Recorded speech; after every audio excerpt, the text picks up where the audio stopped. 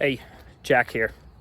I wanted to take this quick video here as I'm out on a walk to discuss the two things if you have a high school senior that they can do to drastically improve their chances of acceptance if they're getting close to applying to college. By the way, these two things also I would take note if you have a high schooler who's a junior or a sophomore or even a freshman, because they actually will still apply. You'll just know earlier. The first thing is fairly self-explanatory: early decision. Early decision is a cheat code for college admissions, and it's something that I think all parents of students who are potentially interested in, I'd say, top 30, top 40 schools in the US needs to understand. Early decision, while yes, it is binding, will drastically improve your child's chances of admission. To just give you an example, actually, I'm wearing a shirt, my alma mater, Vanderbilt, right here.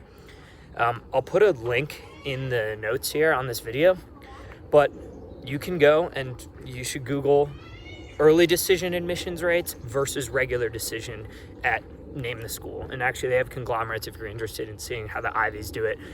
They show all Ivy League data. I'll put a link to just Vanderbilt admission data. It's actually from a couple years ago, the article that I found, but it's shocking. The regular decision at Vandy, the last I saw, was like 4.8%, which is just crazy. I would never, ever get in to Vanderbilt if I applied today. 4.8%. But do you want to know what the regular decision is? It's like 18 or something like that. Over 4 times a greater chance if you just check the button that says early decision. Now, again, I know there's so much talked about in kind of the college planning world of how do I have my essay perfect, and should I put this period here, and should it be phrased this way?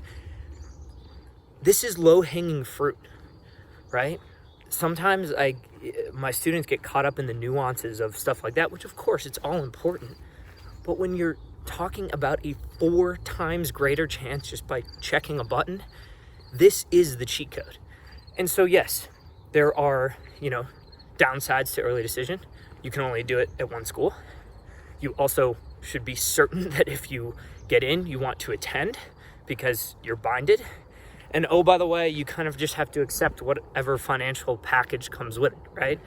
And so there are certainly downsides, but if the one reason that your child isn't going to apply early decision is because they just haven't thought about it enough, that's not a good enough reason. Right now I'm doing this, it's September 27th. Early decision across the country is either November 1st or November 15th. Have that conversation with your child right now. The excuse of, oh, I just haven't really thought about it, or I haven't really assessed what my top choice is, not good enough. So think about early decision. That is a cheat code to drastically improve your child's chances of acceptance, particularly at the top 30 or 40 schools in the country. Now, the second thing, we talk about the 4 main tiers of college admissions. 1, high school grades. 2, your standardized test score. 3, your college essay. But the second one I want to talk about today, in terms of something you can do now to drastically improve your admissions chance in 6 weeks from now when you press submit potentially, is category number 4. And that's what I call your story. Back, I don't know, when my parents applied to college, your story probably didn't matter. If you had exceptional grades and you had an awesome SAT score, you could probably get into an Ivy League school. These days, everyone who is applying to top 30, 40 schools in the US has the grades and the test scores. That is a given. If you don't, you're not getting in. So it really comes down to category 3, your essay. But again, your essay takes a while to write, and it's often done over the summer. I want to talk about these things that you can really do quickly here to improve your chances. And that's category number 4, your story. So what do I mean by that? The average college application gets reviewed for 8 minutes in the United States. 18 years of a child's life summarized into something that will get reviewed, judged, assessed, and put into a reject or an accept pile in 8 minutes time. What that means is your high schooler needs to make it as easy as possible on the admissions rep to say, oh, I see what they did in high school. I see what they're currently doing now. And I see how that is a nice, easy, paved path right into the doors of my college where they're going to do this to help benefit the community in my college, right? And so I'll explain the reverse side that I often see. Students who have the grades, have the test scores, maybe even have a beautiful essay, but don't understand this fourth component of your story. Their activities are kind of all over the place. Or maybe they say, yeah, I do a little bit of this, I do a little bit of that, right? I'm well-rounded. Well, to a certain extent, that's nice, but you must have that nicely paved path for college admissions. You must. And so, one way to do that, if your child actually knows what they want to study in college and they have a major in mind, great. Have them select that major and then work backwards. What have they done in high school to help show that the major is the right choice and prove that the path just continues from when they were 16, what they did, to when they're 17, to 18 right now, to 19 next year when they're at their college, right? And the major is the easiest way, but then you've got to work backwards and show that the things that they have done, your child has done, align with that major choice. And therefore, here's what they're going to do in college. That's the easiest way. But the most common major selected in the United States for high school seniors going to college is actually the major I selected. That is undecided. If your child is undecided, that is okay. Your child can be undecided. I was. Vanderbilt still accepted me. But here's the thing. If your child is undecided, they don't have the easier path of saying, oh, well, here's my major, and so let's define my path and work backwards from that in my application. And so they're going to have to work a little bit harder, you know? As an example, they could say, hey, I'm undecided, right? I'll just give you mine. Mine was undecided. I wanted to use my first couple of years of college at Vanderbilt to figure out what I wanted to major in. But you know what I knew? I knew I had an entrepreneurial background. I had run an exterior painting company growing up. And so I use that entrepreneurial path to say, I want to explore my horizons at Vanderbilt, if accepted. And here are a couple of the areas that I think I could at least explore, and I'm going to use freshman year to learn more about this, right? I at least showed that path of, hey, I'm kind of the entrepreneurial guy. And that brings up what, you know, some other college coaches use, and I actually kind of like the way that they talk about this. I've heard one college coach call this a sound bite. I've heard another call it the thesis statement. But in essence, it's this. This is kind of a test to see if you actually have satisfied category 4, your story, the path. Your high schooler, after they fill out their application, should be able to take a step back and say, I can summarize my application, the story of my application, in 1 to 2 sentences. If they cannot, then they don't have a clear path. They don't have a clear story.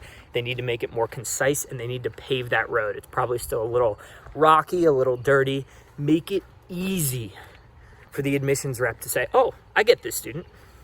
Oh, I know what they're all about. Oh, I see the path, right? Make it as easy as possible. They're reading sometimes like 100 applications in a day. Maybe not that much. Maybe like 80, I think. That's probably where they max out. That's so many. And so you've got to make it easy. So, does your child have that thesis statement, right? In mind for the example, by the way, and I got lucky. I didn't actually have strategies like this. I kind of just wung it, and that's why I do what I do now, to really teach students. But, you know, I would say my path that I put in my application without meaning to was, hey, I'm Jack. I'm the entrepreneurial guy. I'm looking to use college to explore more of my entrepreneurial tendencies. Done, right? That was my thesis. And if you saw the activities, the awards that I had, the honors section in the Common App, the essay I wrote about, it all aligned with that path. So eventually it made colleges say, oh, I get this guy, right? And, you know, at Vanderbilt's sake, it was, oh, you know, his grades align, his test score aligns, his essay's great, but where is that kind of it factor? Oh, look at this story. That's a cool story. I can see how he can add to the Vanderbilt community. Admit, right? And we can talk about it later. As an aside, for those who are interested, I was not admitted right away. I also did not use the cheat code of early decision. I was regular decision, waitlisted, and got in, which, come in the springtime, I'll put out some more insights on the waitlist and how all that works. Anyway, I hope that this has been helpful for a lot of parents out there with seniors. The 2 cheat codes, the 2 things that you can really bring back to your high school senior right now and say, hey, how are we doing on these 2 areas? 1, have a discussion about early decision. Look at the data. It's not a fit for everyone, but just saying, oh, well, we haven't thought about it is not a good enough excuse. And 2, your story. Does your child have a concise story with an easy path so the admissions rep who's bleary-eyed and on their 5th cup of coffee can say, I get this kid, right? Don't make them have to work for it to figure out your child.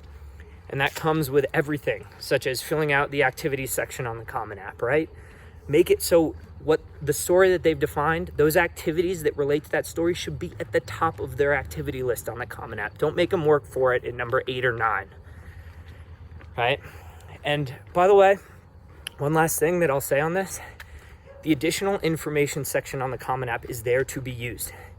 If after going through the activities section, the honors and awards section of the Common App, the essay, right, the Common App personal statement, and even the supplemental essays, and you feel, I want to make it really clear what my story is, there's an additional information section that you can basically add whatever you want to put that exclamation point on your story if you feel you haven't, relayed that enough in the Common App. So early decision, your story. I hope this helps. And again, if you have high schoolers who are juniors or sophomores or freshmen, this is coming up.